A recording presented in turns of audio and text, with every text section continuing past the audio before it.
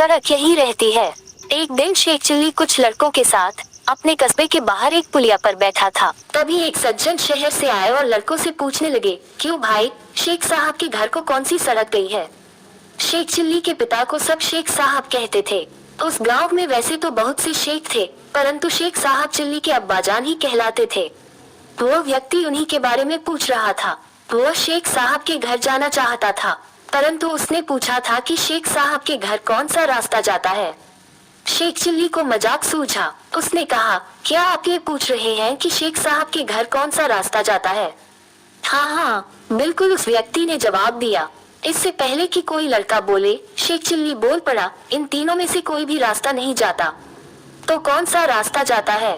कोई नहीं। क्या कहते हो बेटे, शेख साहब का यही गांव है ना? वह इसी गांव में रहते हैं ना? हाँ, रहते तो इसी गांव में हैं। मैं यही तो पूछ रहा हूँ कि कौन सा रास्ता उनके घर तक जाएगा। साहब, घर तक तो आप जाएंगे, शेख चिल्ली ने उत्तर दिया। ये सड़क और रास्ते यही रहते हैं और यही पड़े रहेंगे। ये कहीं नहीं जाते। ये बेचारे तो चल ही नहीं सकते।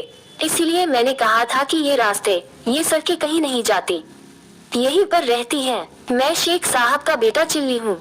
मैं वह रास्ता बताता हूँ जिस पर चलकर आप घर तक पहुँच जाएंगे। अरे बेटा चिल्ली, वह आदमी प्रसन्न होकर बोला, तू तो वाकई बड़ा समझदार और बुद्धिमान हो गया है। तू छोटा सा था जब मैं गांव आया था। मैंने गोद में खिलाया है तुझे। चल बेटा, घर चल मेरे साथ।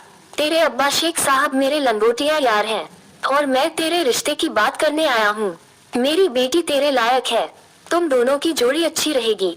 अब तो मैं तुम दोनों की सगाई करके ही जाऊंगा। शेख चिल्ली उस सज्जन के साथ हो लिया और अपने घर ले गया। आगे चलकर वह सज्जन शेख चिल्ली के ससुर बन गए।